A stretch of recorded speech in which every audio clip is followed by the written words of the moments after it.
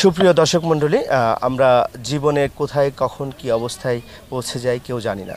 কখনো আমাদের সুখ, কখনো দুঃখ, কখনো বেদনা, কখনো হতাশা, সব মিলিয়েই কিন্তু আমাদের এই জীবন। কিন্তু এই জীবনে কিছু কিছু ঘটনা এমন ঘটে যে ঘটনাগুলো আমাদের কখনো কখনো হৃদয় নাড়িয়ে দেয়। তো আমরা আজকে এইরকম একটি ঘটনার সাক্ষী হতে চলেছি। আমরা আলমডাঙ্গা উপজেলার বারাদি গ্রামের ব্রিজ পাড়াতে এসেছি। আপনি দেখতে পাচ্ছেন যে এইখানে একটি বাড়ি, কিন্তু সেই আসমানিদের বাড়ির মতো, কোনোরকম ভেল্লাপাতা সানি। এই জায়গাটি কিন্তু সরকারি জায়গা। এই বাড়িতে এমন একটি দুস্থ অসহায় রোগী আছে যাকে দেখলে আপনাদের চোখে পানি চলে আসবে। বিলাসবহুল জায়গায় অনেকেই আপনারা থাকেন, অনেকেই কিন্তু আসলে জীবনের অনেক টাকা পয়সা অপচয় করছেন শুধুমাত্র আপনার বাড়ির হয়তো পোষা বিড়াল, পোষা কুকুরের পিছনেও অনেক টাকা খরচ করেন, যে টাকার অর্ধেক অংশও একটা পরিবারের জন্য ব্যয় হয় না। এরকম একটি পরিবার। তো এই পরিবারে আমরা দেখছি যে 6 বছরের একটি কন্যা শিশু, আপনারা দেখতে পাচ্ছেন ইতিমধ্যেই তার মাথা ন্যাড়া করে ফেলা হয়েছে। তো এইখানে কেমোথেরাপির জন্য, আসলে ওনার ব্লাড ক্যান্সার। এই বাচ্চার বাবা আছে পাশে দাদি। অল্প বয়সে তার মা তাকে কিন্তু ফেলে চলে গেছে।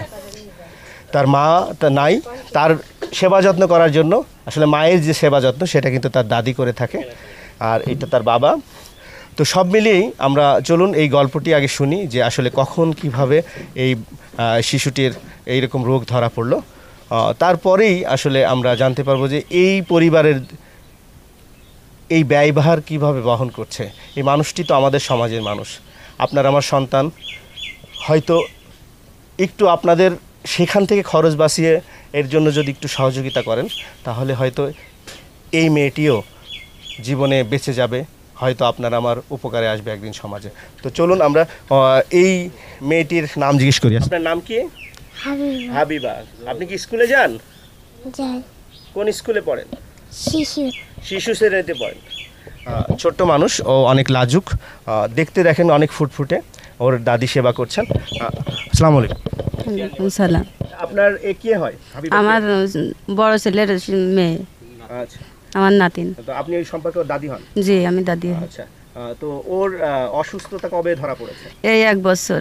1 বছর। 1 বছর ধরে। আপনার কখন মানে কি মানে সমস্যা হতো বুঝতে পারলেন? আগে হচ্ছে ওর মানে যে বমি হইতো, খাইতো না, খাওয়া ছিল না, বমি করতো, মুখ কিছু খালি পারে, জ্বর আসতো গায়ে, তারপর হাঁটতে পারতো না, চলাফেরা মানে যে কোনো তাই করতে পারতো না, যা করতে যাইতো তাই মানে যে অসুস্থতা জন্য অনেক টাকা পয়সা খরচ করেছি, অনেক জায়গায় গিয়েছি, হচ্ছে ডাক্তার কবিরাজ দেখাইছি, কিন্তু হয়নি। তারপরে কুষ্টিয়ায় গেলাম, চুয়াডাঙ্গায় গেলাম, কুষ্টিয়াতে হচ্ছে ধরা পড়লো যে কিডনিতে পানি জমা ধরা পড়লো, আর হচ্ছে পিসাপে ইনফেকশন। তারপর বলছে ব্লাড নেই, 3 পয়েন্ট ব্লাড আছে।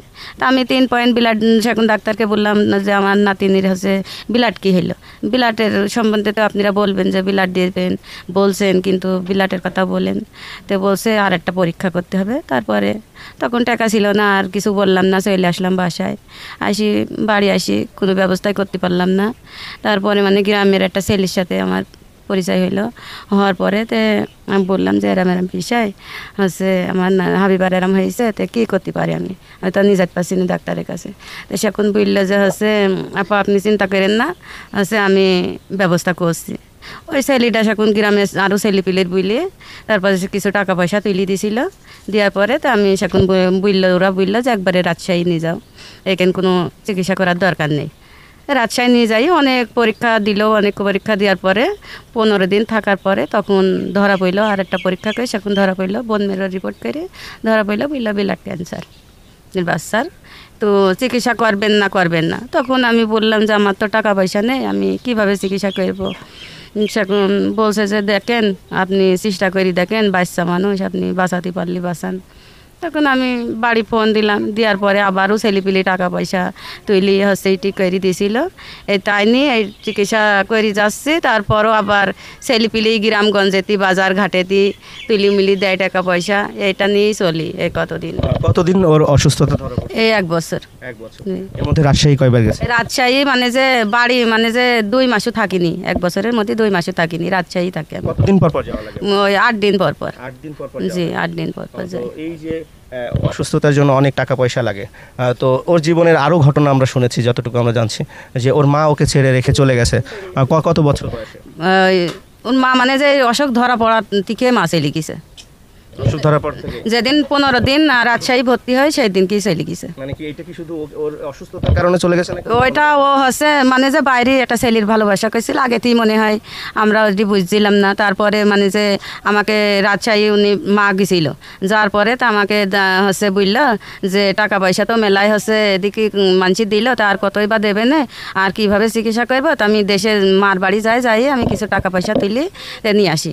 আর বলি মার বাড়ি যাই টাকা পয়সা তুলছিল, তোলার পর সেই টাকা পয়সা নিয়ে সেই ছেলের সাথে চলে গেছে। সুপ্রিয় দর্শক, সন্তানের চিকিৎসার নামে যে টাকা মা উঠিয়েছিলেন সেই মা সেই টাকা নিয়ে নিজের সুখের কথা চিন্তা করেছেন। এই যুগে এইরকম মা আপনারাও চিন্তা করেন ইনি কি আসলে মা না অন্য কিছু? বিচারের ভার আপনাদের কাছে। এরপর থেকে কি এ হচ্ছে আপনার কাছেই থাকে? আমার কাছেই থাকে, ওর খাওয়া খাওয়া দাওয়া গোসল সব কিছু আমি ছাড়া আর কেউই নেই। আপনি সেলুনে কতদিন ধরে কাজ করেন? আমি আর 8 বছর বয়সের থেকে সেলুনে কাজ সেলুনে করেছি। কাজ করেন। জি, কারণ আমার যেটুক সামর্থ্য ছিল সেই সামর্থ্যপন্থী আমি শেষ করে ফেলছি। কারণ এখন আমি আপনাদের কাছে রিটিউটি দাবি করছি, কারণ আমার মেয়েটার মুখ পানটাকে আপনারা যদি কিছু পান না হচ্ছে আমার মেয়েটার আছে সাহায্য করেন, তাহলে মন করেন আমার মেয়েটা হয়েছে থাকতে পারে। ওনাদের নিজের কোনো জায়গা নাই।